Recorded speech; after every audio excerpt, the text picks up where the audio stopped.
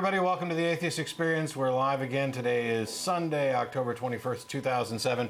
I'm your host, Matt Dillahunty, and joining me today, a special guest co-host who's one of the former hosts, Martin Wagner. Great to be here. Glad to have you on. Yes, thank you. We are coming up on the 10th anniversary of the show. Next week's going to be a special week. We'll talk more about that in a little bit. First, I want to get some announcements out of the way. As a reminder, this is a live public access call-in television program, and if you're actually watching us live, you already know that.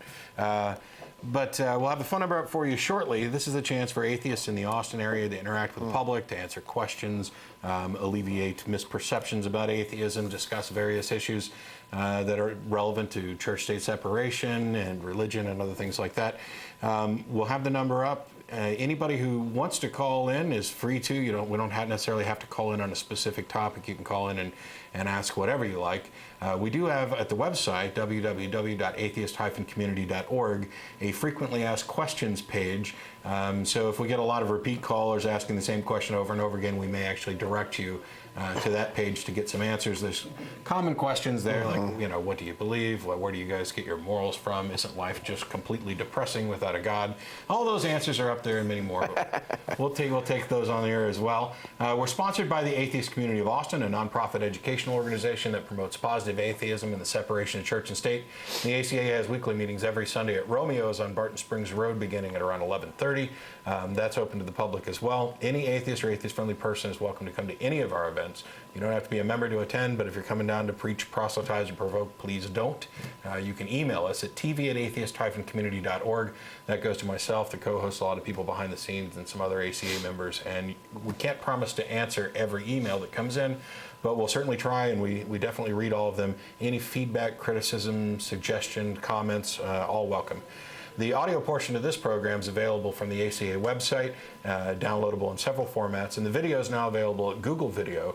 You can go to atheist-experience.com, which is also linked from our main webpage, and scroll down into the archive. There's a bunch of links there, and you can actually watch previous episodes there at Google Video. So if you're not in the Austin area, that's a good opportunity to watch the show so you can see the amusing facial expressions that we may make with some of the callers who actually ask us questions. In addition to this program, the ACA also sponsors a bi-weekly internet audio podcast called The Nonprofits.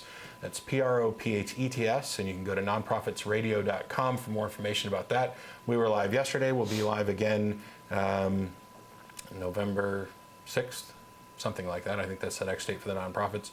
That airs every other Saturday from 2 to 3:30 p.m. broadcast from Dillahunty International Studios, which means my place. And you can join in the conversation live. We run a chat service in conjunction with the show, so you can listen live and participate with the show that way. We don't take live calls on that show, but we do have a new phone box now, a digital hybrid phone box that will allow us to take calls. We've had at least one caller call in to discuss things. November 3rd is the next Nonprofits. Thanks, guys. We're going to try and make more use of that for interviews and stuff. As a matter of fact, somebody emailed me last week wanting to have a conversation about that was going to evidently convince me that there is a God by relaying the story of some encounters with demonically possessed individuals. Oh. And they've agreed to be recorded, so I'm going to try and set that phone call up, and we'll get that out as maybe a special edition of Nonprofits. We just did the 21st episode of Nonprofits for this year, for season 6, and we're going to actually probably get 25 out of the 26 possibles in. We're not going to do one the last week of the year. Are they still doing the IRC? Yeah. Okay. Yeah, we had, it actually works out great because some of the listeners can answer things that we don't, or bring up questions that we may not consider. Right. And on a couple occasions where we've had, some debate going on amongst the people on the show, somebody in the chat rooms offered a poignant little message that kind of cut right to the bone and settled it. So that's always nice too. There you go. In addition to the Sunday morning meetings, everybody involved in the show, or most everybody involved in the show, gets together to go to dinner afterwards. We're going to IHOP, located at the corner of I-35 and Cesar Chavez. The show's over at 4:30. We'll be down there around 5 o'clock, and we've got the big room from 5 to 7. You can just walk straight back there if you like, if you'd like to join us. But as I said before, if you're coming down to proselytize or provoke, we'll give the number out. You can call in and ask whatever you like. Every Thursday, in addition to the regular events, ACA hosts a happy hour at the Dog and Duck Pub located at the corner of 17th and Guadalupe. That starts around 7-ish, maybe 7:30, and lasts until everybody is sober enough to drive home. So come on down and join us for that as well. It's close to campus. We have a lot of students end up coming down and joining us, and usually a really good time down there. This coming Saturday, there's a special event. I don't know how many of you are familiar with it. If you haven't seen it, there's a documentary called Hell House that you might want to watch. There's a church up in, I've forgotten the town. It's south of Dallas. I'm sure they'll fill me in here in a minute. But they put together a haunted house, which is basically a series of morality plays. It's the Trinity Church in Cedar Hill. They're right on the ball in the studio. They put together, it's basically a bunch of morality plays that are kind of, done in a macabre sense, and you walk through, and of course at the end they try to convert you. Sure, yeah. About 5 years ago, there was one here. They may still throw it. We all went. It was for Halloween. It was '02. And it was a genuinely strange experience. Yeah. The best description that I could come up with for it at the time was that it was Christian pornography, because it essentially, it presented this view of the world, right, where everything was just, complete anarchy. Right. Like some video, like families where domestic violence is happening and everybody's shooting each other, and I think that the attempted message was, well, you see, this is what life is like if you're not Christian. But I'm like, no, it isn't. This is not. They seem to think that this is sort of, this represents very common daily occurrences. And yeah, of course, we've always had crime and stuff in our society and all of that. But it was just this nonstop litany of supposedly true to life horrors. And the reason I call it pornographic was because just the nature of it was purely exploitive. Right. It was, the obligatory Columbine inspired school shooting scene and all of this drivel, and you're right, at the end of it they try to do this little conversion effort, and I'm just sort of like, how do they think that this is, it's, if you're not already part of the flock, how do they think that this is going to just connect and appeal to anybody, right, and make them think, yes, well, golly gee, my life is like that. Which I've just seen. Oh my gosh, I was depressed from being raped. And if I just join this church, all will be well. Yeah. But the point is, they thought that was the message they were conveying, but they never actually made that connection. Right? It hits pornography on a whole separate level, also, in that there's this idea from early Christianity, among many of the early Christian fathers, that one of the joys of heaven is going to be to look down and enjoy the fate of the wicked. Yeah, watching everyone being tortured. And so while these hell houses put this together as kind of, we're trying to warn you away from this bad stuff, and we're not taking pleasure in this, we just want you to come and be in heaven with us, there's also kind of a perverse sense of pleasure, at least in the minimal sense that that's not my life anymore. Yeah. And what you were saying about, that this is they're trying to say this is what happens if you're not a Christian. Well, we know that that's not the case. I mean, the crime and statistics are pretty much spread equally regardless of religious belief. Definitely. Yeah. If anything, there's slightly a smaller percentage of atheists in prison. No, I think, the percentage of atheists among the prison population in America is smaller than the percentage of atheists among the general population.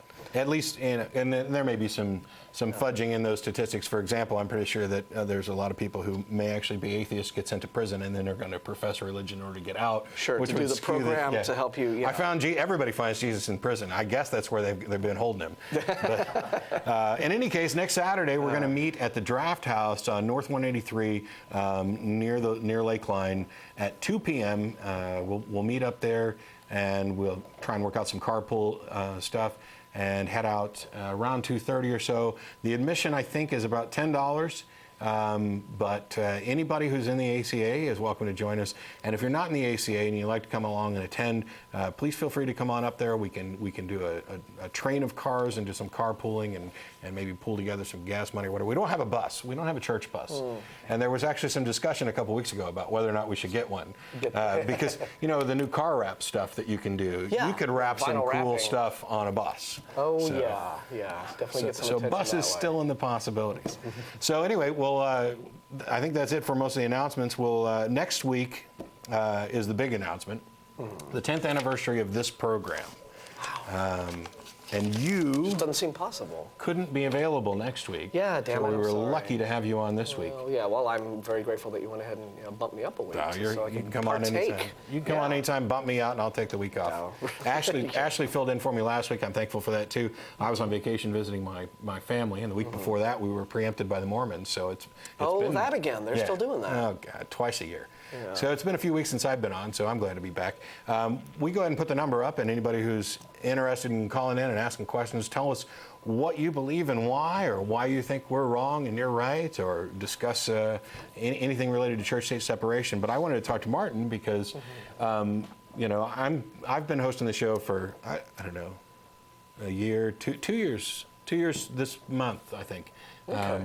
How long did you host it, and from when to when? Well, let's see. I actually first heard about the show. I learned about the group. It was around mid to late '99, like around the end of the summer '99, and it had just so happened that there was and I'm terrible with names. I'm so embarrassed because I can't remember the guy's name.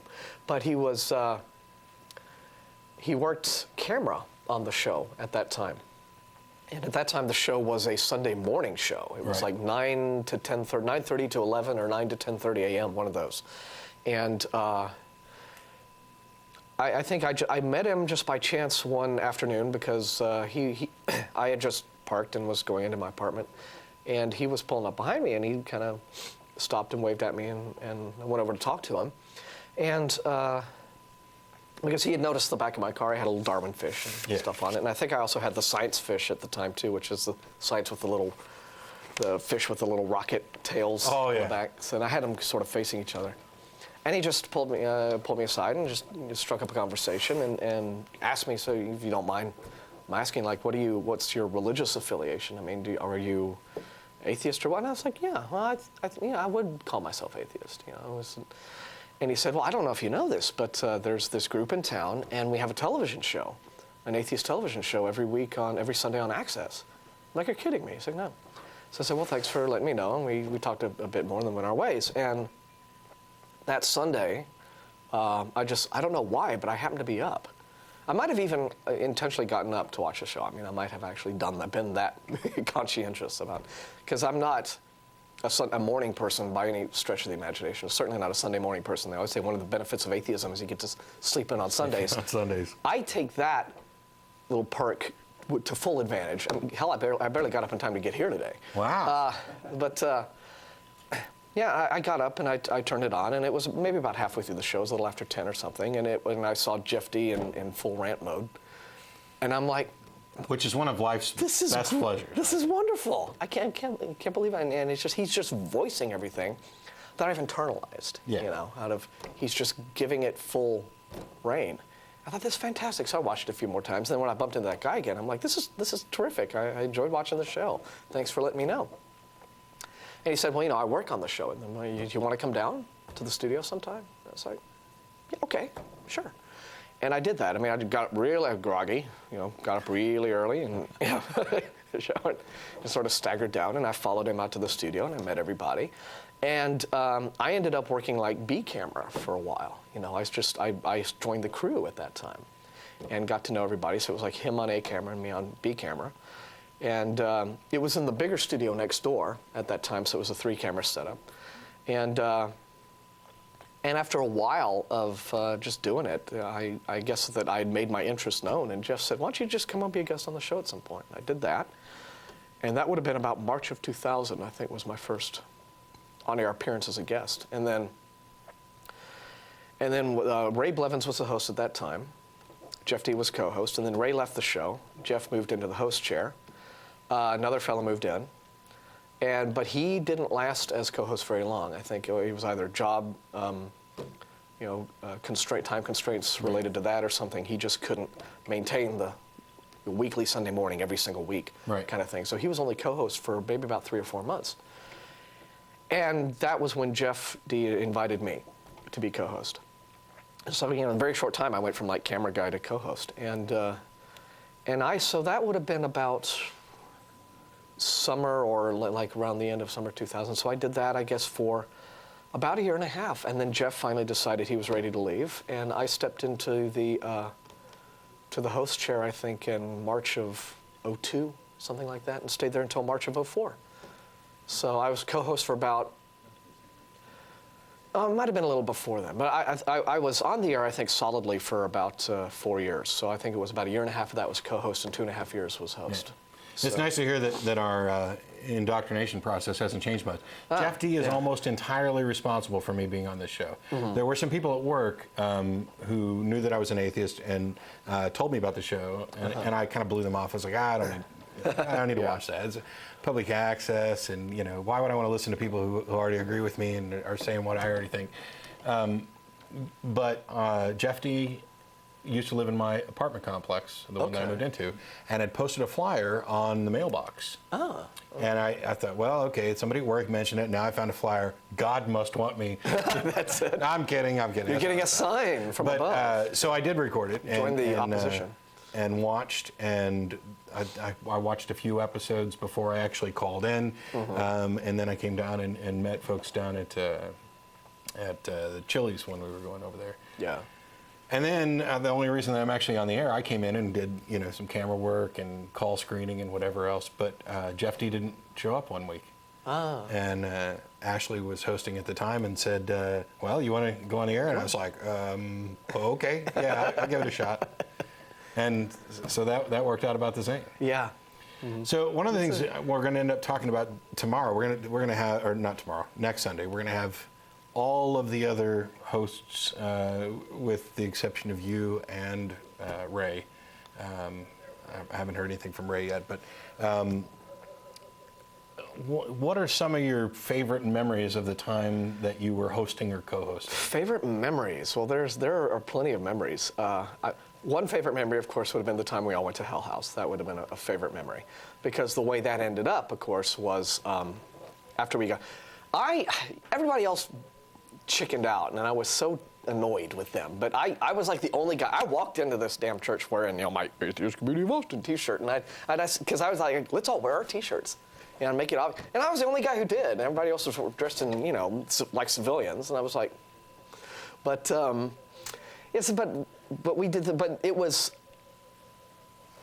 it became like they spread it all about. I think once I turned up, I think it's sort of like went through the line of right. There's all the people there and working the thing, and it's like there's atheists here. I think they must have done that, because by the time we kind of got to the end of it, we got out of it. There was like this little posse that was ready to sort of confront us in the parking lot and just drill us with questions and try to like engage us. And after the thing, we ended up having like this 20-minute just sort of debate out in the parking lot where, it's interesting when you kind of get face to face with believers and try to debate them, and they go into preacher mode where they just on and on and on and on, so as not to let you get a word in edgeways and answer their questions. And and it's all, they just don't really listen. They just kind of want to preach. And they're waiting for their turn to talk again. And it was interesting the way the guy would just sort of, he would contradict himself sometimes from sentence to sentence, and then I would make a point, and then he would reiterate the point I made, which was directly the opposite of the point that he was trying to make, and in order to make it seem like I was agreeing with him. I mean, there was just no real logical flow to his monologue at all. He was just bouncing all around, in an effort to try to stay control of the situation. And what ended up happening was that our little group attracted such a crowd in the parking lot that it was taking away from Hell House. And so finally, the I guess manager of the thing, or whoever the dude was running it, just kind of asked us if we wouldn't mind leaving now, because it was getting a little out of hand. There literally was. There was like us in this kind of circle. There was myself. Ashley was present. He'll be able to give you his reminiscence about it too, I guess. And then there were two others of us confronting like this little circle of like 3 or 4 of them. Right. It was like us, them, and then there was just this little Oort cloud surrounding us, like this audience. And I think they kind of got annoyed with that, because people weren't going into Hell House. They were all just watching the parking lot debate. Jesus needs you to see these morality plays, not stand around talking with those godless heathens. Yeah, and but the main thing was, it was just, it's really until an atheist kind of walks into that environment that fundamentalist Christians kind of control, you kind of enter their world. You really have no idea just what a strange, surreal place it is, and the outlook that these people have on life, and the world that they live in, and the way that they think the world is. And it just makes me wonder, like, why be part of this? I mean, because it's all just so uniformly negative. It's all like everything out there is ooh, ah, boo, scary, except, but if you huddle in our little bitty clutch here, you'll be safe, right? Right. And it is this very much of a fear-based kind of thing where people are clinging to each other in these little kind of church enclaves, based upon this really skewed idea of the way they think, non-Christian the outside world is, and they really do kind of have this. This is the way in which religion is divisive. They have this. It's all this us versus them mentality involved, and it's just so fascinating because I'm like, I just don't see any of this, I mean, and this is really legitimately what they are honestly trying to tell me life is like if I don't belong to their little club, right, where I'll be safe, huddled in my little safety group. And just sort of, and because it's just so uniformly negative, I'm consistently baffled by the appeal that, Christianity and I can understand Christian churches where they aren't as extreme. right. And it's just kind of like your regular little Sunday go-to-meeting crowd. It's where you see all your friends and hi. Yeah, we're going to go and sing and turn the other cheek and love our neighbors. Yeah, and and then there's Bridge Club Monday night and whatever if you want to do this, and there's activities, and then and they'll do legitimately positive stuff for the community, but they're not that kind of hardcore isolationist, us against the world, ooh ah, sort of thing. Right. Those kinds of churches are fine. I can see where there would be an appeal to just the average person on that score, but to join these kind of extremist, fundamentalist, Pentecostal. This is a Pentecostal church, right?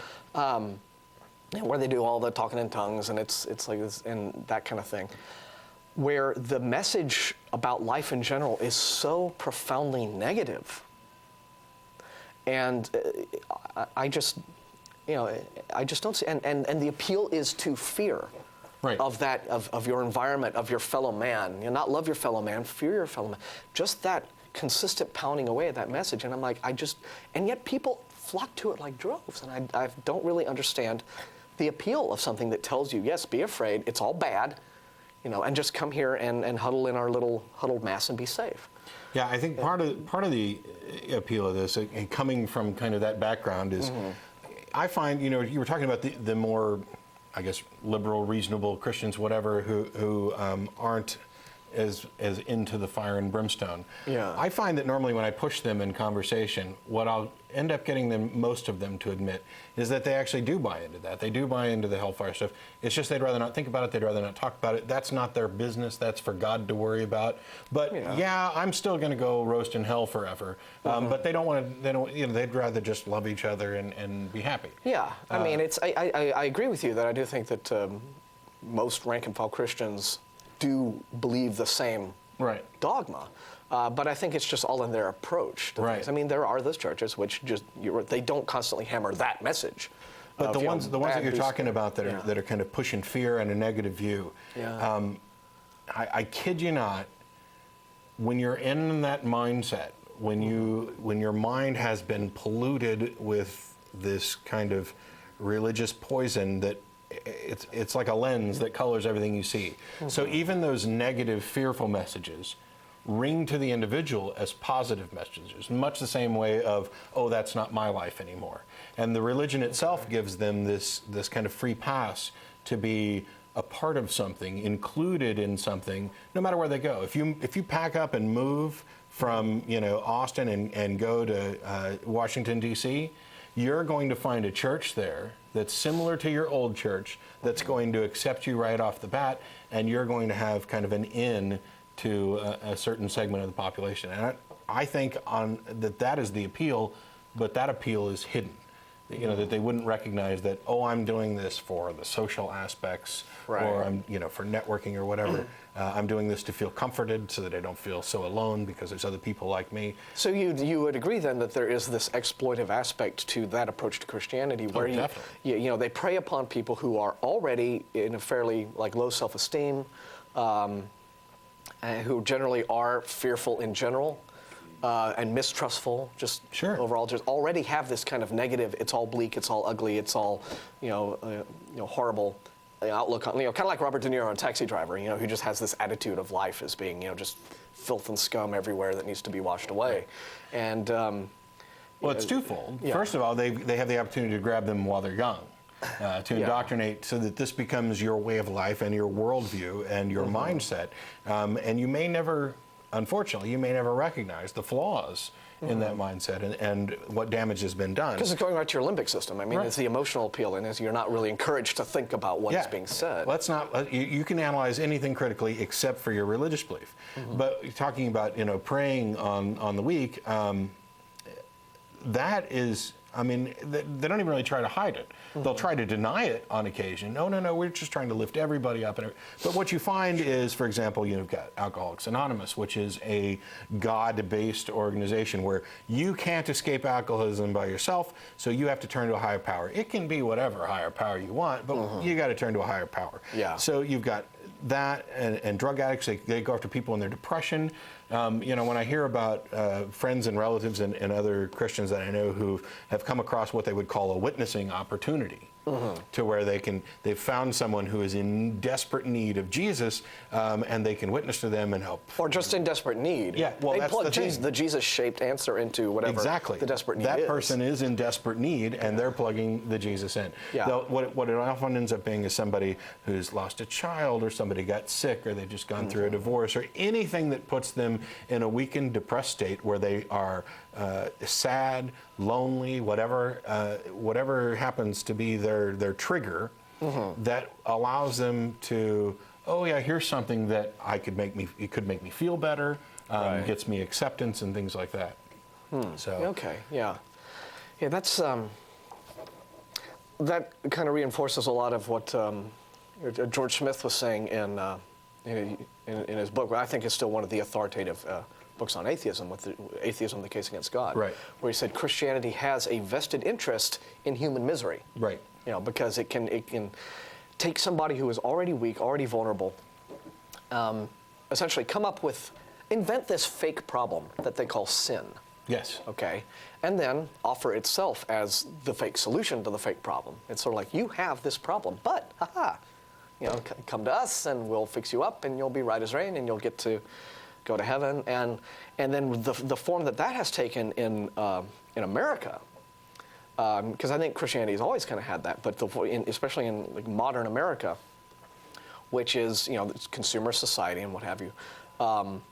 It's interesting to see how that sales pitch has then sort of taken a very uniquely American consumerist materialist tone. I mean, it's supposedly all about spirituality, whatever that word means. I think it seems to mean a different thing to just about every believer. And they disdain materialism. They think, oh, that's, empty, atheist materialism doesn't offer anything. Right. But, talking about documentaries, I've watched other docs about, where they sort of go behind the scenes in a lot of these ministries. One in particular, it's from like 20 years ago, but it was this expose on PTL and Jim Baker and all this, all that rubbish was kind of coming down at that time. And it's interesting listening to their phone answerers, when they have their little crisis helplines, and promising these people who are calling and who are clearly just miserable, telling them that yes, you've been saved and you'll be with Jesus forever, and they're preparing your mansion on a street of gold. Right. They begin to promise all of these, all the material goodies that you never managed to enjoy in life, because you didn't get as rich as and famous or whatever, whatever appeals to the average American as signs of success. The material goods, the status that you enjoy right here in life in America, if you are a successful person. If you don't get that and you're dissatisfied with your lot in life, they just promise that, well, you get all these treats in heaven. Right. And so it's supposedly some kind of, it's a philosophy or belief system that disdains materialism, while at the same time pitching it Promotes to a kind of an existential materialism. Yeah, so you're going to get it all when you die. Yeah, mansions on the street of gold and everything like that, and it's sort of like They do the same thing with answers. Yeah. I remember a number of times when I would have questions about religion, Christianity, faith, and I would go to somebody to ask. A lot of times the answer you get is, as long as there are two types of preachers when it comes to answering questions. There's the type who will give you an answer as if, I don't know, as if they're God. You know, oh well, it's this way, and you know, really they're offering you their own interpretation. And then there's a second type who are honest, and they'll tell you they don't know, but they don't leave it there. They'll say, but God knows. And when you die, he'll be happy to explain it to you. So waiting up in heaven in the mansion is like, you know, some kind of internet kind of kick it connection. upstairs, right? The responsibility. God's Google, and you can find everything there. I don't know the answer to this, but if you go to upper management, they'll be able to. It's not my department. It's not for us to worry about here on Earth. Everything is shrouded in this mystery. And what they don't realize is that by saying that God, when you try to use it as an answer, you're answering a mystery with a mystery. Yes. Yeah. And so you've solved nothing. You've provided a non-answer that doesn't help explain anything. All you've done is distance yourself from the question so that you no longer feel the need to have it answered. Okay. Okay. So, you know, what happens when I die? Gosh, we don't know. Let's make some shit up. As long as it involves, you know, mansions and streets of gold and, you know, Well, you know, it's and all the pizza and hookers you want. Yes. It's just like, I'm on board. Sign me up. Yeah. But you know, you've got this. I don't understand that this same paradigm comes up in a lot of religions because what they're really trying to do is answer life's big questions, like what happens after I die? Where did I come from? You know, where did everything come from? Why is there something instead of nothing? And these questions are inherently unanswerable. At least to finding any kind of ultimate answer. We can make good educated guesses about some things, but like, you know, when you can trace back to the Big Bang, but when you get beyond the Planck time, now you're just guessing. The religion tries to answer those questions, and somehow they've managed to convince people that they've succeeded in answering those questions when they really can't. Well, I think it's been determined that, you know, because there have been, you know, articles and studies written about this kind of thing, that because we are pattern-seeking animals, we prefer really bad solutions to no solution at all. Right. And as you pointed out, there are things about the universe we don't have solutions for. And what people can't, I think, have a hard time accepting is that if you don't know the answer to a question, it's okay to say, I don't know. It's actually better to say I don't know. It's honest, you know. Because the one thing about saying I don't know is that it encourages further investigation. Yes. As soon as you accept a pat answer, there's no point in investigating anymore. That's like Dawkins says, you know, religion wants us to be satisfied with not learning things. Yeah. So. We got a caller line. We can Let's go do ahead and that. take real Yeah, quick. awesome. Is it Joe? Ooh, big echo. Hello? Hello? Dr. You Who, need to there turn we go. down your TV. Hello? Yeah, you're feeding back on us. I put you on hold, Joe. I didn't hang up. If you need to turn down your TV, we're getting an echo. Yeah, we're getting some real Doctor Who-y feedback, so we can do Battery. There you go. That's better, yeah. I was watching the Pat Robertson show the other day, the 700 Club. Mm-hmm. Right. The TV preacher that does healing through the airwaves. Yeah. And it was amazing. They had a man on there that had been killed in a car crash, certified dead, covered with a tarp, loading into the ambulance, and some preacher ran under the tarp and put his hand on him and brought him back to life. And the guy is with us today and has written 2 books about going to heaven. Detailed explanations about seeing all of his friends and relatives, great music. He didn't mention food, but all the pets are there. And this went on and on for a half hour, and I cannot believe it. And they were touting the book, and you know, if you don't believe me, walk across the street and take a look. Anyway, that's all. Thanks, Joe. Yeah, that's Okay. I know it's. I mean, clearly science fiction, but I mean, the guy is. It's again, it appeals to that need and that fear. It's and, a spin on any number of near-death experiences. Yeah, and of course, immediately because it's you know, it's this kind of self-contained, you know, hermetically sealed little story that requires no proof whatsoever. Right. Because, you know, he can just. It happened to me. You can't disprove it. Yeah, right. It's just, you know, it's the reverse the burden of proof. I'll make up this bizarre tale. It'll confirm everything you want to hear about this wonderful afterlife you go to. But, you know, at the same time, I say, if it's really like this up in heaven, if people read his book and buy into the story, I'm just wondering why, you know, we aren't seeing millions and millions of Christians just closing their eyes and walking across busy freeways. Yeah. You know, to get there quickly. I mean, wouldn't you rather be in paradise instead of this scary, flawed world. We've talked about it before. If this type of thing is true, then people like Andrea Yates, who murdered her children in order to send them to heaven before they had a chance to sin, they're doing the right thing.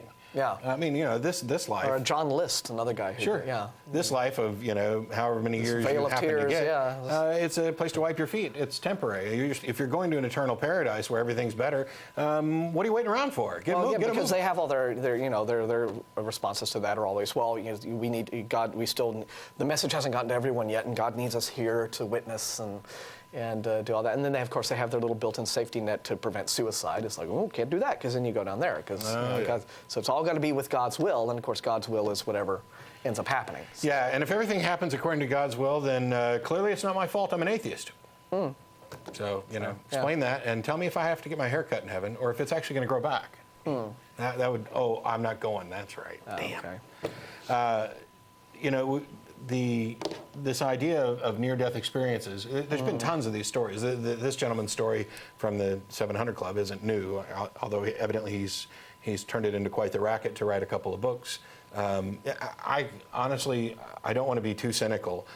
I realize that there are people out there that are just exploiting the Christian market.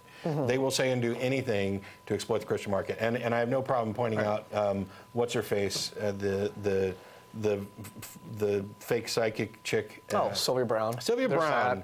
There's writes all about these people. angels and stuff all the time. Coral Ridge Ministries, the American Family Association. Yeah. They invented this thing called that they call the War on Christmas.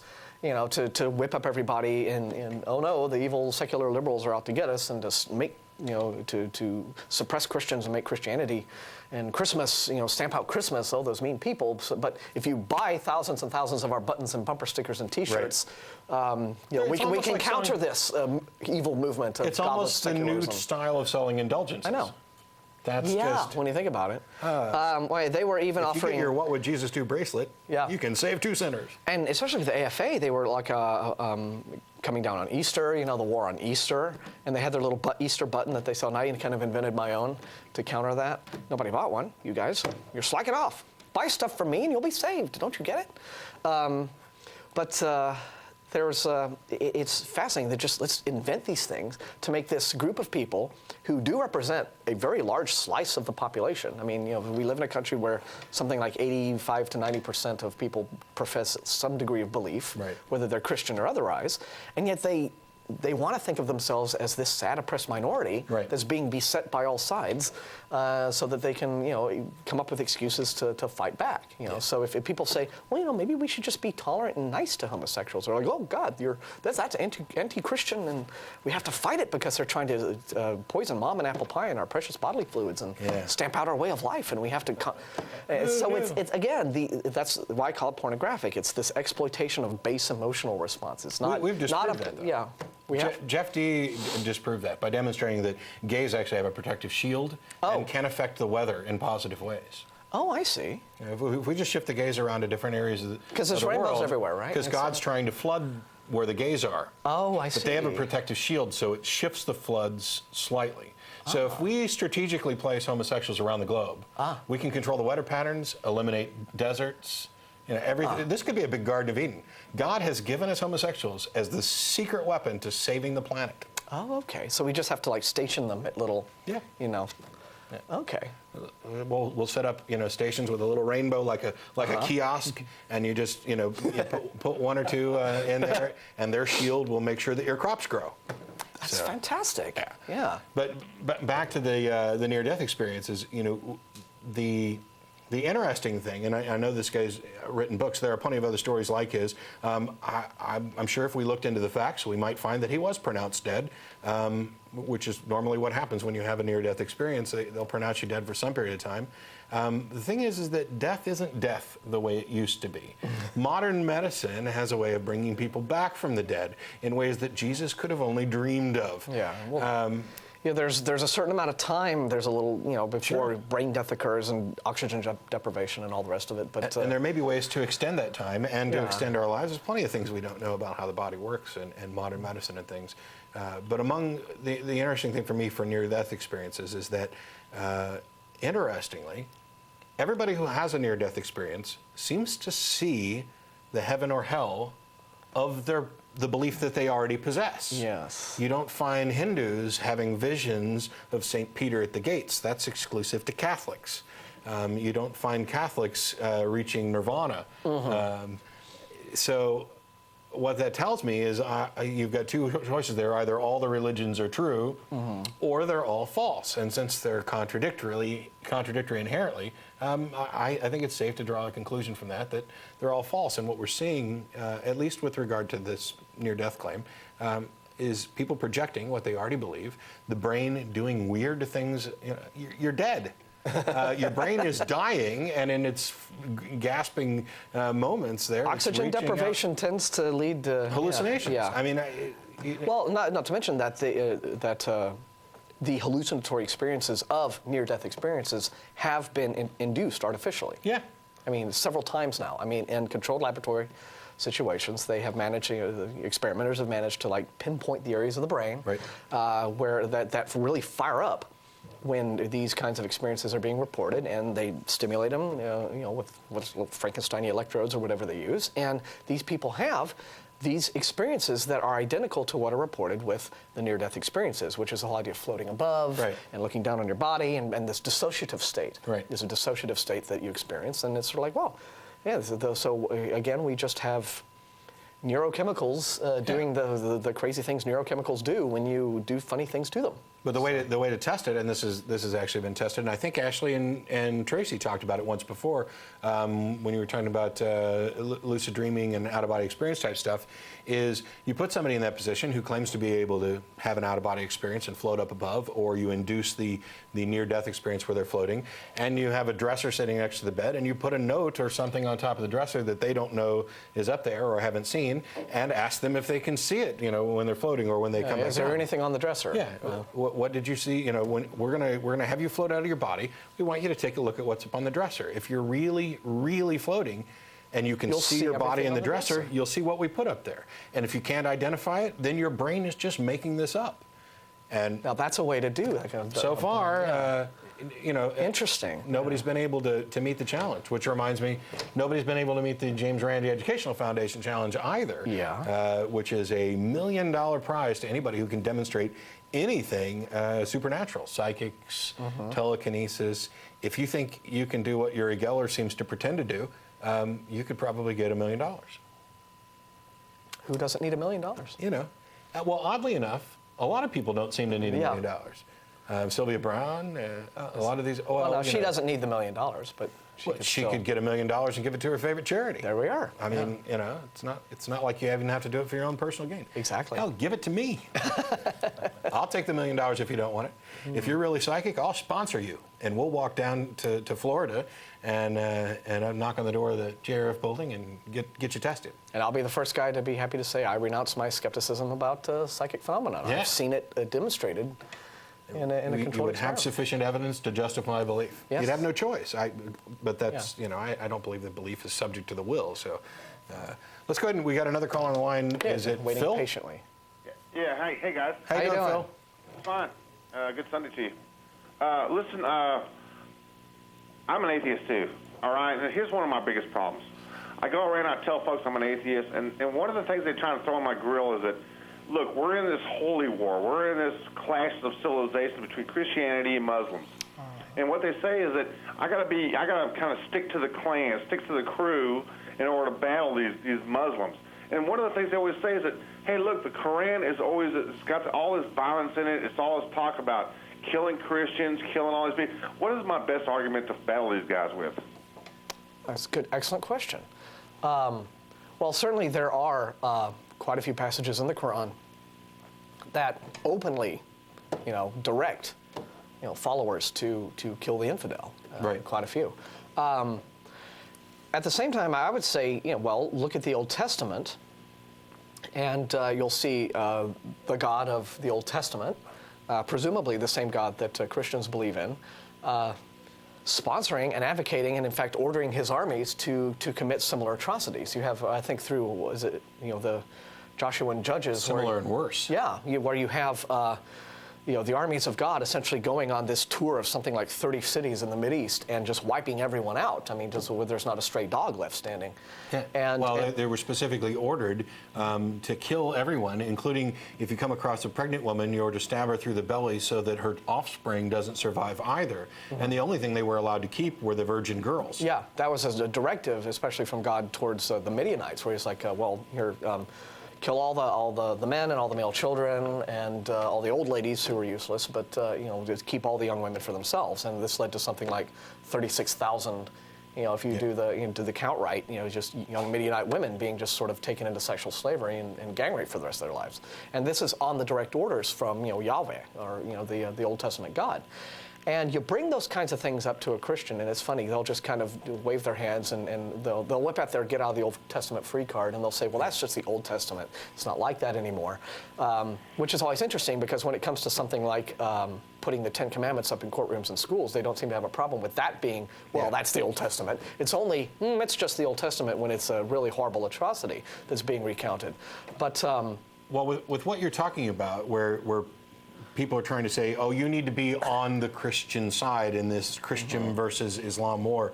I could be on either side, regardless of whether or not I have the same belief in a God as them. If there was actually a war going on between Christians and Muslims, depending on which side I agree with, I could go with either side, or I could remain removed. It doesn't matter whether or not I share a God belief with either one of them. I can analyze what the issues are and determine that they're right. In this case, where you're talking about a religious war, I don't know that that's exactly what's going on, but there's certainly a struggle and a conflict there.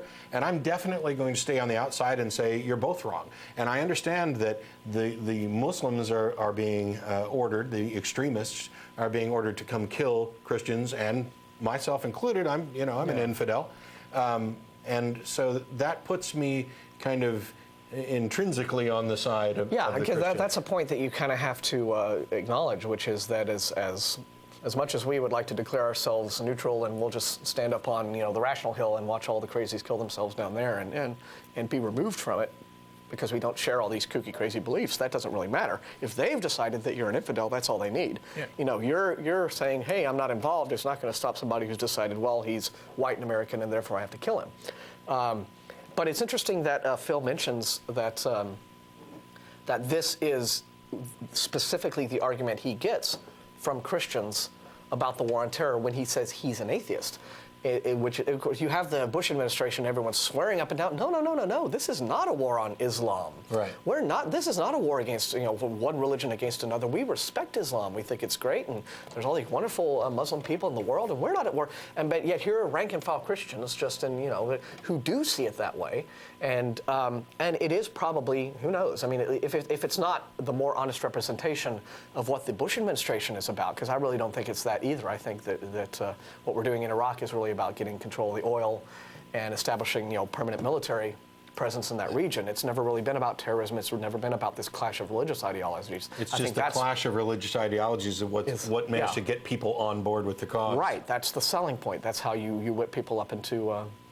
Just like the madrasas with where the radical Islamists are being indoctrinated, saying Sure. that this is you do these things and you blow yourself up in this truck and take all these people with you, and you get to have 72 virgins, right, and all these other treats in heaven. So it's fascinating that here in America, as in the Middle East and with the Islamists, they are being, I think, explicitly sold. Yes, this is this is a crusade. Right. Christianity is out to wipe out Islam.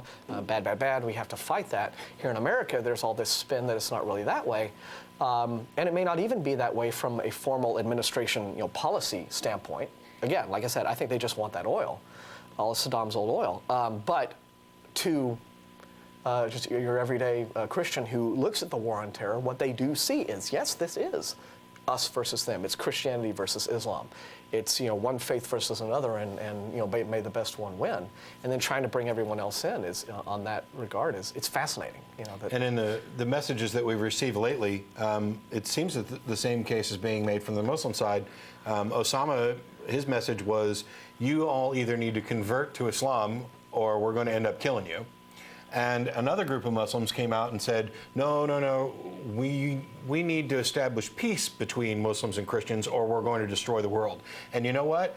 I think that last one might be right. They're a little more, yeah. Well, I think Sam Harris pointed out, is he's like, we have to kind of just deal with not just the political situation on the surface, but these ideologies, period. Yeah. This whole notion of that there's this big invisible man in the sky who's encouraging us and directing us to do this horrible violence. We have to just, those are the ideas that we have to stamp out, because otherwise they will destroy civilization. You know what, guys? Can I chime in here first? Sure, we've rattled on.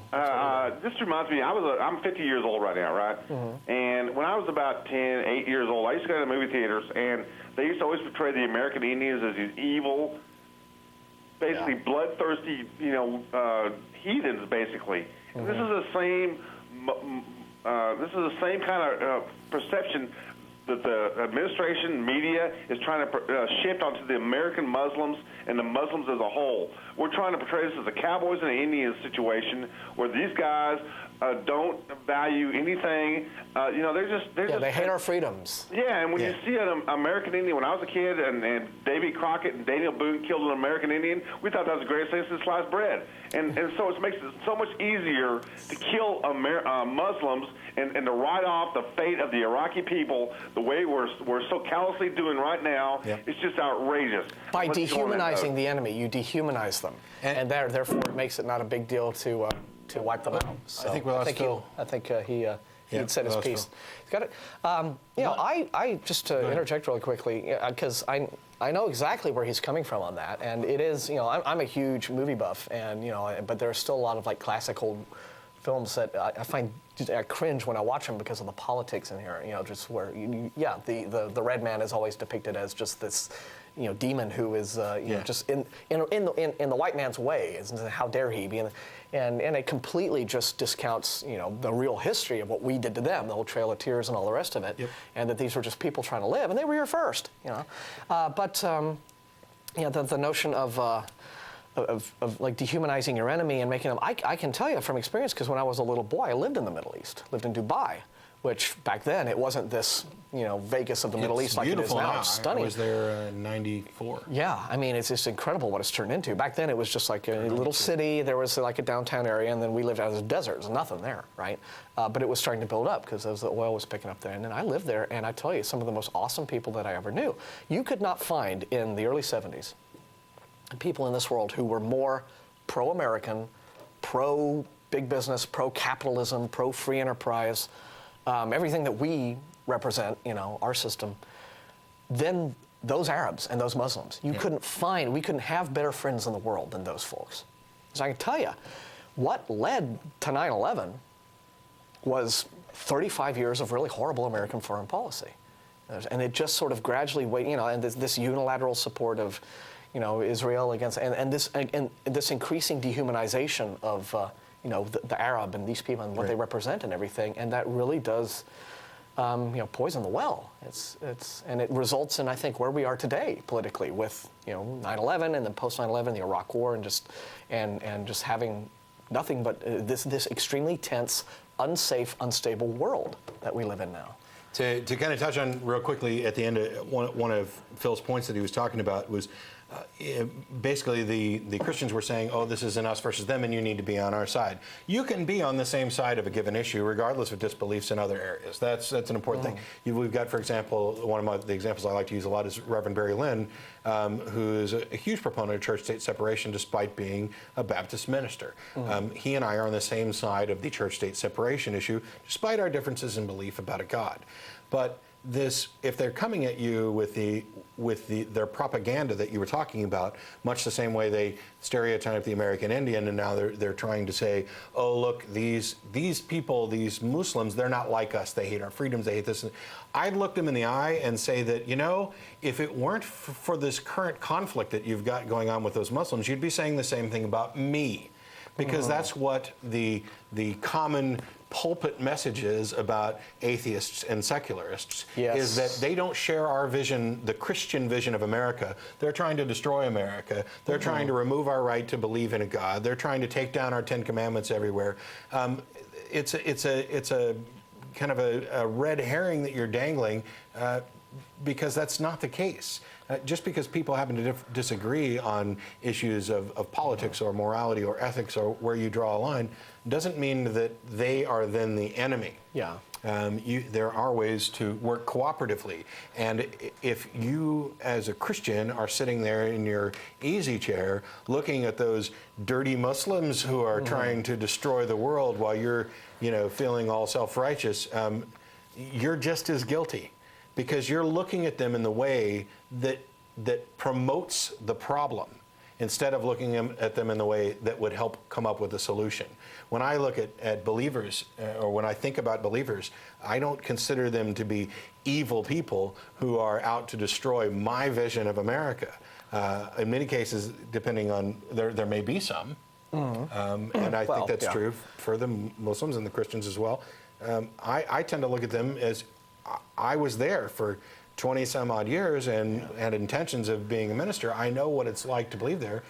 I just happen to feel that these people have made some serious mistakes, and have probably been the victims of kind of some unjust brainwashing as children in some cases. And I know I'm going to probably get calls because I use that term, but that's really what it is. When you grab a young child and teach it things before it has reached the age of reason, before it can think critically, you are playing on a mind being formed. Yeah. And as long as they receive a constant reinforcement of that, where you're taking them to church, it's very hard to break that cycle. Yeah. Well, not long ago on the blog, I've been away from the group for a while, but just concentrating on other things. But I've still wanted to kind of keep my hand in, and so I created the Atheist Experience blog, which some people don't post to as often as they could. Oh, don't give me trouble, because I'm behind on everything but email right now. I know, but it's. There was a guy recently in some local paper who wrote this just scathing editorial castigating atheists, in which he I did this really detailed takedown of the whole editorial, which became this big post. It was part of the Carnival of the Godless. It's been linked everywhere. It's gotten it's like this very big post that's I'm pleased it's gotten such a good response.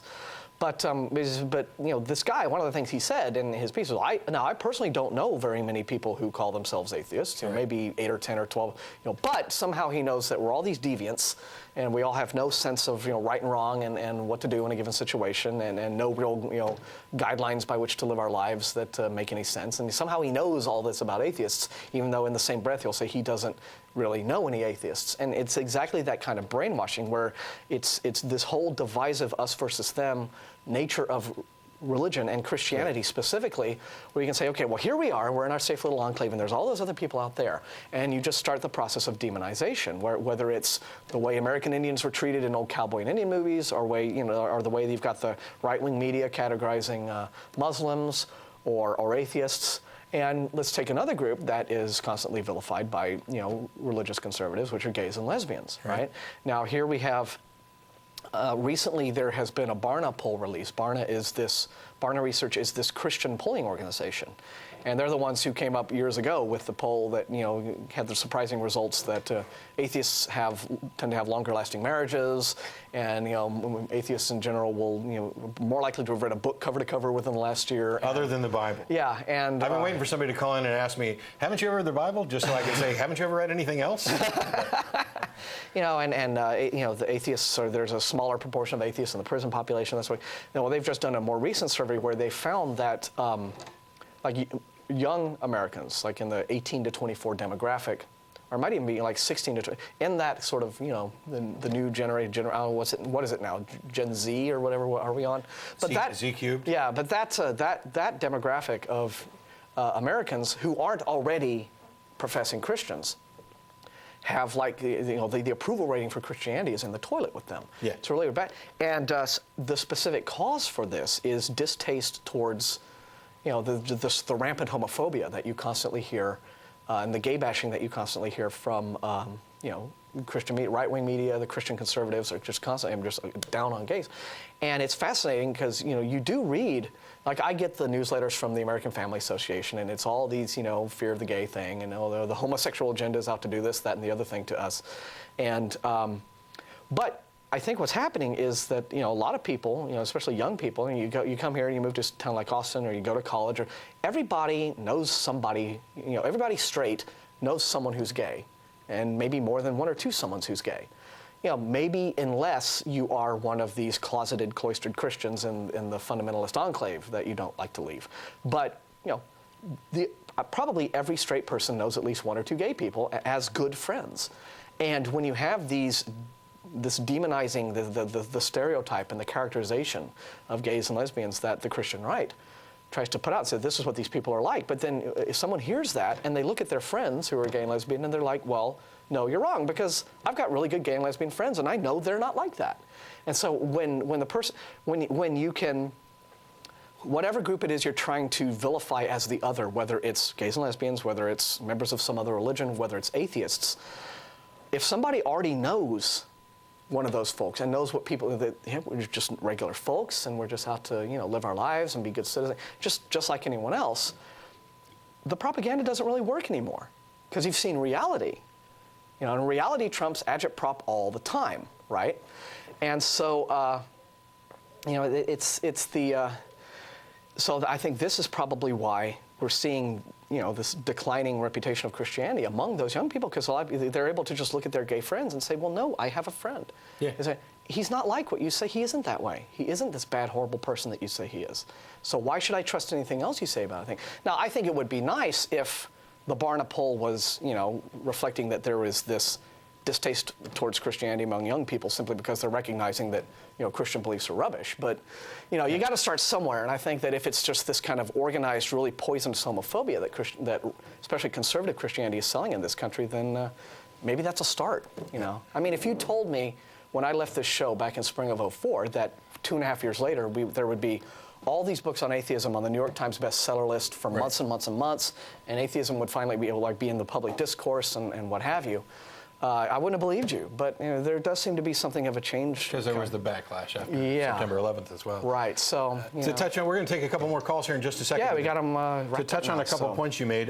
One was about the people who are prone to characterizing atheists as deviants. I want to remind everybody that after the show's over, we're all going to get together and have a naked baby killing. Oh no, that's the special event. We're all going to IHOP after the show at I-35 and Cesar Chavez. We'll be down there around 5 o'clock. Where they have baby pancakes. And little baby pancakes. You're all welcome to join us. Any atheist or atheist-friendly person, you don't have to be a member to join, as long as you're not coming down to cause trouble, preach, proselytize, or provoke. And they have like scrambled dead babies that they call eggs. Oh, yes. Chicken babies. Yeah, chicken babies. So it's just all about the babies. One thing that kind of struck me today because of some of the comments you've made is the way religion invents things. Early on, you mentioned that religion invents sin in order to invent the redemption from sin as well. Right. They invent problems with their divisiveness of the us versus them mentality. They are inventing the problems. They're inventing enemies. Mm-hmm. They're inventing answers. They're plucking all this stuff out of thin air to help keep the religious machine rolling. Mm-hmm. And it serves no other purpose. It doesn't benefit humanity in any way that I can see. I mean, I realize that religion can provide for some people happiness and peace and other things. A sense of stability, sense of community. That I think are illusory.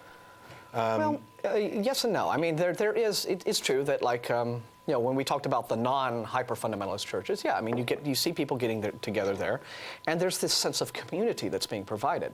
Right. Now, that's not to say that you couldn't have a similar sense of community in other social contexts. Essentially, it's not really that different from what goes on with people who form bowling clubs or bridge clubs or this, that, or the other thing. But I think what religions like to do is they like to latch on to the human interaction, which occurs all throughout all walks of life, and say, well, this is a benefit that we provide. Right. And they downplay, the secular alternatives to that, which do exist, but they say, well, are you feeling lonely? Are you feeling isolated? Do you feel like no one loves you and you have no friends? Well, come to our church. And I'd like to find, though, some benefit to religion that is real and tangible, that cannot be achieved through secular means, and in some cases can't be achieved better. when I talk about providing comforts that are illusory, when you tell a child when their grandparent dies that, well, grandpa's up in heaven and you'll get to see him again someday, you've provided some comfort for that child, but it's illusory. There's no good reason to believe it's real. And what you've done is robbed that kid of the ability to come to grips with reality, deal with grief, come to an understanding that even if there is some afterlife, we don't know anything about it. This is the one and only life we know we're going to get. So let's figure out how to deal with people while we're alive, how to come to terms with the loss of people that we care about in ways that are healthy and don't involve spinning fantasies. Because the more false beliefs that you have and the more sincerely you hold them, the more those beliefs inform other beliefs. And I don't want to make just a simple slippery slope argument here, but your brain is a complicated machine, and the process that you use to analyze claims to determine whether or not something is true is affected by all the other things that you believe and have accepted. If you, it's why you find the cryptozoologist, once they get to the point where they believe in Bigfoot, they're more likely to believe in the Loch Ness Monster and Chupacabra and all these others. The whole critical thinking process becomes more. Yeah. You've polluted it. Anyway. So that's the other thing. The last one was, and I probably commented on this before, but there's somebody who lives in our apartment complex who has a bumper sticker that's my favorite out of the ones I've seen that says, I don't mind straight people, I just wish they'd act gay in public. I love that. But anyway, we'll go on to Nathan. How you doing? Thanks for waiting. Yeah, hi. Ooh, that's loud. No, they got it. Sorry about that. That's all right. I was going to comment about the lack of hope that you have in some kind of life after death. I think that's the key that you missed out on, the fact that you didn't include the word hope. Okay, I lack hope that there's $1 million buried in underneath my house too. Okay, so you might want to look, maybe $1 million under there, but that point wasn't meaning anything. Well, no, it's the point that we're trying to make is that there are ways to sell people notions of hope. And what we were talking about earlier with kind of exploiting insecurities and a fundamental sense of unhappiness that a lot of people have. One function that religion, I think, has performed throughout history is that it has provided a way for people to manage basic insecurities. A very large insecurity a lot of people have is that there is this, fear of death, this natural fear of death. We are, I think, probably the only species that has an awareness of its own mortality, that we're all going to die. And one thing that religion has done in order to help kind of quell that fear in people is to say, we die in this life, but there is an afterlife to which we go. And of course, it's not just among Christians with their belief in the Christian heaven, but you have going all the way back to ancient religions, the ancient Egyptians or the ancient the Greeks and Romans with Mount Olympus and the underworld. And, so mankind as a whole. Yeah, mankind as but of course, it's one of the, because it fills an emotional need and it sort of assuages an emotional fear. It's not really a thing that people can. It doesn't require any proof, and it doesn't. The people, as long as they hear, oh, okay, my fear of death has been quelled, then that's usually good enough for a lot of folks, and we can't really. It would be nice if there were, something that we could confirm was, yes, when we die, there's just this part of our bodies that leaves our bodies and goes somewhere else and lives for all eternity. But we don't have that proof. But I think that for most believers, that just isn't really an issue. My worry is that the damage that can do is that the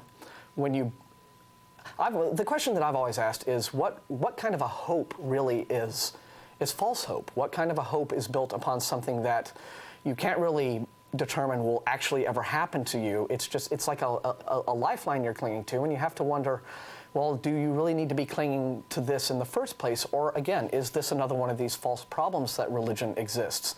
Well, it's a question unanswered. And you pointed out that humans as a whole are the only life form that knows that of its existence, where death is a fact of life. Mm-hmm. And so then you look for, well, what happens after death? You know, And no how do you other look for that? animal looks at that question except for humans. So, so that's the difference between us and other animals.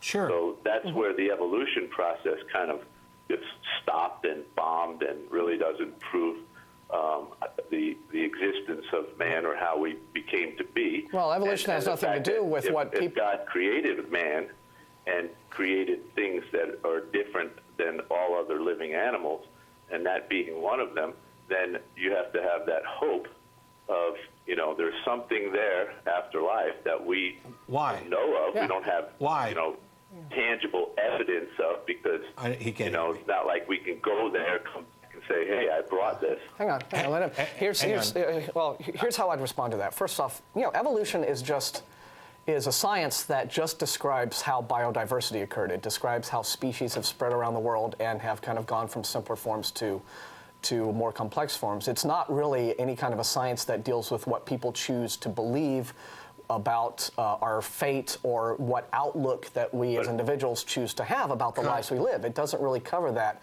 at all. So evolution's really irrelevant to the discussion. Yeah. I think that it's all in how you choose to kind of look at things, and I think that the salient point that you did bring up is, okay, yes, it can't necessarily be this thing that's proved, but kind of so what, as long as it provides that hope.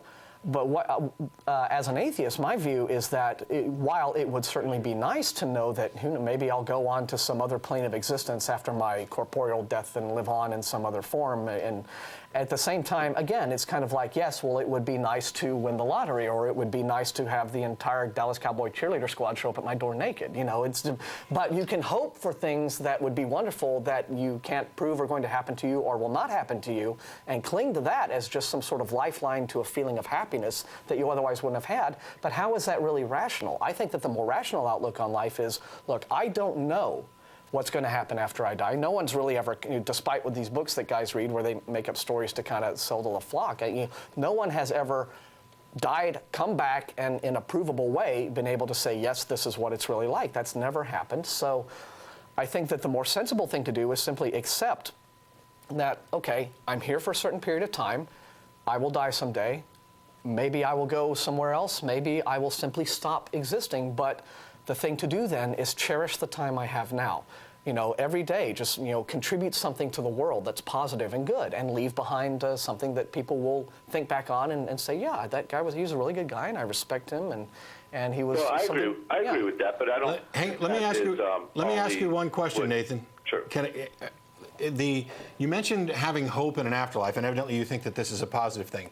So to kind of play off what Martin said, let me ask you a question. Do you think it would be wise for someone to go about living their daily life as if they believed they were going to win the lottery the next day? Do you think that that's wise and positive and beneficial? I don't think that whether they believe that they're going to win the lottery the next day or whether they have hope that they're going to win the lottery next day is going to affect that person's life. I mean, you don't think that I'm missing the point of the question. You don't think that if you believed you were going to win the lottery that tomorrow you believe. Let me rephrase that. Okay, so what you're telling me is that all the people who play lotto, okay, and try to win $1 million, are playing it thinking that there's no way I'm going to win it. I'm just going to give them this money. No. They know that there is a chance, and this is something we know to the highest degree of certainty. There is a chance for somebody to win the lottery. It happens all the time, but it's so unlikely for an individual. I'm talking about how we go about living our lives. Now, you're talking about the hope of an afterlife. Yeah, but we're talking about each individual person. Each individual person. How does the hope of an afterlife affect how you live your life? It doesn't have effect on how I live my life. It doesn't? We're talking about two different things. The way we live our lives is, like your partner had said, we try to do the best we can, try to be encouraging to other people, et cetera, et cetera. We don't have to be atheists. You can't say that all religious people, especially Christians, only do that because of their religious beliefs. Okay, now their religious beliefs, as we're talking here, in regards to death, is topic. So right. so Well, you But brought whether up the they hope live of their an lives afterlife. in a good Yeah. way or a bad way is not because they're an atheist or a Catholic. It's just Right. that's Okay. the way they choose to live their life. So Okay. he put it very clear, and I agree with that. Okay, so then in the end, really, what we're kind of getting at then is that really, all that the hope of an afterlife provides is the hope of an afterlife, and it's Yeah, it's exactly. a It's tacked-on just like thing. when I play the lottery, I'm paying $1 and hoping I win $1 billion. Most likely I'm not, but I think there's more chances that there's going to be an afterlife than Well, there now is what makes for me you to think win the that? lottery. Now, what makes you think Do that? you follow me? Yeah, okay. Yeah, now, why? now I'm asking you what makes you think that there's a greater chance of an afterlife than to win the lotto. I'd like to know what your- Because the chances of me winning the lotto are what, 1 in a million? No. 1 in 2 million? 1 1 in in 10 million? 1 in 74 million depends on what you're playing. I mean, it could be astronomical Okay, numbers. let's pick 1 in 74 million. Okay, I think the chances of there being an afterlife are better than 1 in 74 million. As a matter of fact, Based it's upon one in- what? It's 50-50. Either you're wrong or I'm wrong. So that's 50-50. I got a much better chance of there being an afterlife than there is winning a lottery. Based upon- you might That's as- my point exactly. No. You know, I think you're Oh, misunderstanding definitely. statistics. No. Here. What are the chances that there's a square triangle? Isn't that 50-50 also? No, we already know there's not a square triangle. Just because you said Okay. that there might be a I square understand triangle and is I different. agree. I understand and I agree. And I picked that example just to show, not having anything to do with whether or not something's possible, but to show that your 50-50 is not the correct odds of an afterlife. Okay, well, you know how I'm showing that it is the correct odds? The way you gave me an example that had nothing to do with what we're talking about, and you knowing that we know there's not a square triangle, but you still threw it out there to try to. Well, make but it we don't sound know like that my there. We odds don't were know worse that there's than an they really afterlife were. either. I So mean, we. Okay. it proved my. Here we go. Here's Yeah. the example. The odds of you winning the lottery if you buy a ticket are 50-50. You're either going to win the lottery or you're not. That's a direct analogy to your afterlife thing. There's something that's possible. It's 50-50. Either there's an afterlife or there's not. Either you win the lottery or you're not. You're not using the correct odds. The odds of winning the lottery, of being in the winning and not the not category, are 1 in 74 million. And that's actually been worked out through, the mathematically, And what based we're upon asking- the average number of people who buy a ticket every week, and this Well, sort of that's the thing. number of possible combinations of both. And What all of we're this sort of asking thing. is- What's the basis for you thinking that the actual tangible Why do you basis? think it's better odds than 1 in 74 million? Yeah. Other than this assumption that you've just, either it's, sure, you could say about, as he pointed out, any kind of bizarre claim that you wish to make. Either there is life on Mars or there isn't. So there's a 50-50 chance there. Anything can be sort of stripped down just to its bare either or. But again, that's What are the odds that there's life on Mars? But So you think that's it's a known bizarre logical claim? fallacy. Do you think it's a bizarre claim to say that there is no life after death? Do you think that that's a bizarre claim, or that's a very good claim? I don't think that the claim that I think is bizarre is the one that comes from like the really devout believers who claim to know that there is without really any way of being able to demonstrate what their basis is for that knowledge other than their belief in a certain kind of scripture. Okay, for a matter of discussion, I'll go ahead and say that that's a fair statement. Yeah. And so I'm asking you, do you think that it's bizarre to say that there is possible chance of there being some type of afterlife, or is it bizarre to say that I think there's that's no way there could be an afterlife? I'm not going to. I would say that both of those are kind of bizarre because I don't want to speak in all exclusive terms of there's no possibility of an afterlife. But for somebody to just say, okay, there's possibly an afterlife, that's meaningless to me. It doesn't matter. I have no problem accepting that it's a possibility. I think that when we're talking about what are the odds of it and how likely is there to be an afterlife, one of the things we consider is what is there that could possibly live on after my death? Because as far as we know, every function of who I am and what I do, all of my thoughts and everything else, are electrical chemical processes in my brain, which we know dies. Well, in order for there to be an afterlife, there must then be something that is me, that is separate from the physical being, and there's no evidence that any such thing exists. But that could be, but there you have an example of something scientifically that you could say, all right, now if we really wanted to find this out, the reality of this out, here's a thing that maybe we could look for in an individual. We could try to find that. Now, if we found out that there was something like that, if there was something that would qualify as a soul, or some entity like that that we had some good reason to think could survive the physical death, well, then all of a sudden an afterlife starts becoming a little more probable. But as long as you have to invent the idea of a soul in order to invent the idea of an afterlife, the probability of an afterlife is vanishingly small. As long as we can explain all of who we are and what we are to the best of our ability right now with our brain, then there's no reason to posit anything like a soul, and there's no basis for making a claim about an afterlife. Which is why I think the odds are lower. The soul is not something we can just go, well, that was just a word made up by some guy who well, sure, but ignore the word. Accepted as a valid word. Ignore the word and go with the concept. The concept itself is self-contained and immune from examination and criticism. There's no way for you to discover that there's a soul. Well, you can't ignore the word. I mean, the word has been accepted by man. It's a label. It's a label we put on anything, like pen.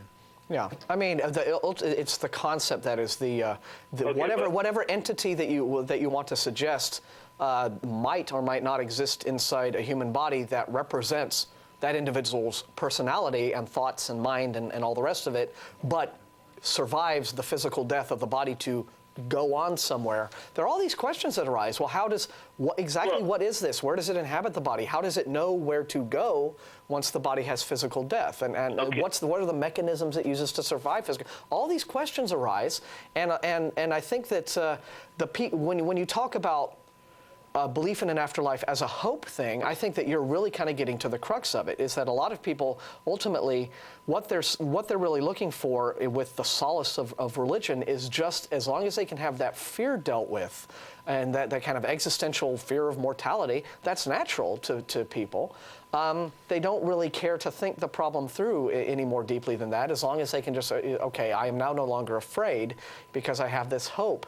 It's an emotional response. It's not really an intellectual examination of what's going on.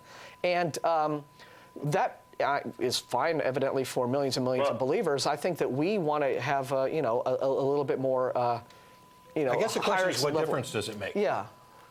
The example of the pen, the word pen, and comparing that to the word soul, I think was a little unfair. I think that because pens exist and we can prove it. Yeah. Okay, so you chose pen, but you didn't choose something like thoughts. Okay, thoughts. You didn't choose thoughts the word, exist and we can prove it. Thoughts, we can prove that there's thoughts like floating around in your head, right? No, not floating around. Thoughts exist. These conceptual ideas. Yeah. They exist. This is. We can do MRIs of the human brain, and we can see which bits of the brain light up when people are having various various mental activities, whether you're dreaming, whether you're just having thoughts about things.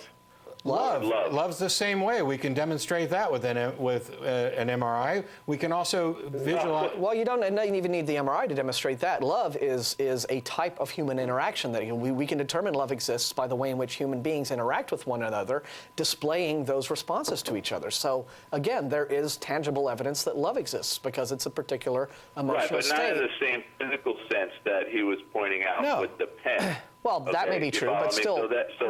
But he was just trying to get you away from thinking of the soul as just being this label that we shouldn't trust, and saying, okay, don't think of the label, don't think of the name, because human beings name everything. Yeah. Let's just try to talk about the concept. Yeah. That's really all he was trying to say. But he was trying to debunk the whole word and say. No, I wasn't. I was trying to get you to talk about the concept without worrying about the label, because you seemed kind of down on the label. That soul is a valid thing. If you want to, you can equate soul and thought. And of the two, one of those two is demonstrable, identifiable, and even measurable in some sense by science. And the other one is wholly fictitious with no evidence to support it at all. And that one is the soul. So they're still not equivalent. Okay, so if a soul existed, how do you define faith? Faith is the permission that we give ourselves to believe things when there's no good reason to. Because when there's no good reason. If you have a reason. Kind of like hope. If you have a reason, you don't need faith. That's just a fact.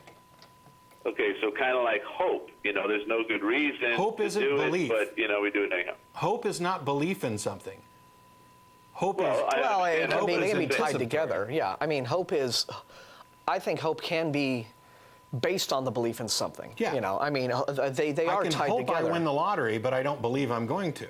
Yeah. That is so a there's- different concept. I think we're going to miss our other guys. Yeah. Okay, well, hey, good gentlemen, I appreciate your time. Hey, and thanks for calling. I mean, I'll it was let you take interesting. some other calls, and thanks for the Thanks, Nathan. for the Yeah, discussion. All right, interesting bye-bye. discussion. Appreciate it. And you're welcome to continue it next week or an email. As a reminder, you can email tv@atheist-community.org. That goes to myself and everybody involved with the show. We can't answer everything, but I try to answer as many as I can, and we definitely read them all. You can send any comments, criticisms, critiques, whatever.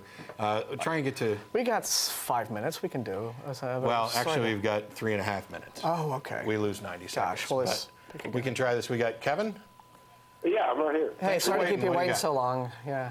Yeah, well, I just wanted to call in. I guess it's too late to convert y'all to Christianity. No, well, it's never too late. I mean, I was a Christian for 20 some odd years, Okay, I and know my y'all mind. been around the block here. I got one point. I was a little disturbed when I heard y'all were drawing, comparisons between Christianity and Muslim, Islam. I just have a hard time coming to grips with, over there, if you're homo, if you're gay, well, you get your head cut off. Over here, you have a spirited discussion.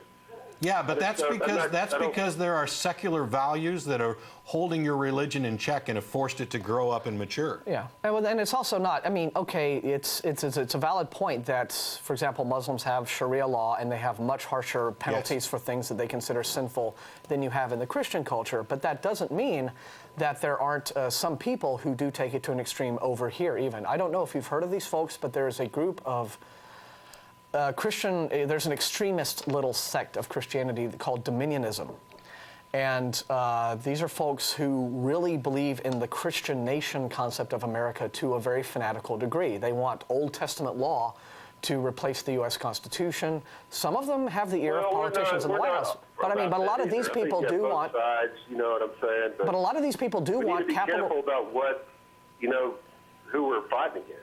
Well, I think we're fighting against bad ideas. That's what we like to think that we're fighting against. And the point that I was trying to make is that they're. We just say, hey, if you're going to be gay and all that, just read the Bible. We want, we're not going to. I think a true Christian won't turn around and condemn you. They want to help you, but they think it's wrong. But they're going to move on and not. They shouldn't judge you. I don't judge you, but. Yeah. Well, you're supposed to put them to death. Yeah, I mean that Not is. not here. We don't believe According to your Christians don't holy believe that. book, Yes. according to your holy book, you're supposed to put them to death. Leviticus. I don't believe that's the case. So Okay, you don't believe your book. Well, read the scripture. I don't believe that that's what the Bible says. Really? Okay, let's find it. I do not believe that. no. Okay, we're going to find that for you. But there are dominionist Christians in this country who do want to see capital punishment enacted for homosexuality, and they base that upon this scripture that Matt is about to read here. I think it's 1920. Give me a minute. Yeah, I go into 18. There we go. 19. If a man sleeps with a woman who's a slave girl promised to another man, well, let me scroll down. It's not 20. Or maybe it's 2019. So I get them sometimes inverted. Anyway, you can keep talking to him while I find Okay, it. but there's just because that I think that Matt has a very good point in that the influence of secularism and Enlightenment values in the West, in Europe and America, has been stronger than they really haven't had that kind of Enlightenment in the East, where you talk about Middle East and the Far East. That's Got it. and so because of that. This is why you don't have this fanatical rush to, kill the gays. We got to get this in. We're almost out of time. Leviticus 20:13 and 20:15 are two good examples. If a man lies with a man as one lies with a woman, both of them have done what is detestable. They must be put to death. Their blood will be on their own heads. And the same penalty is for those who lie with animals. We only got 30 seconds left. Thanks to all our callers. So Thanks there it to is. Martin for joining us. It is in your Bible. Please come down to IHOP if you'd like to join us. All atheists or atheist-friendly people are welcome. We'll be back next week for the 10th anniversary celebration. And don't forget about the Hell House trip this coming Saturday. Thanks. We'll see you next week.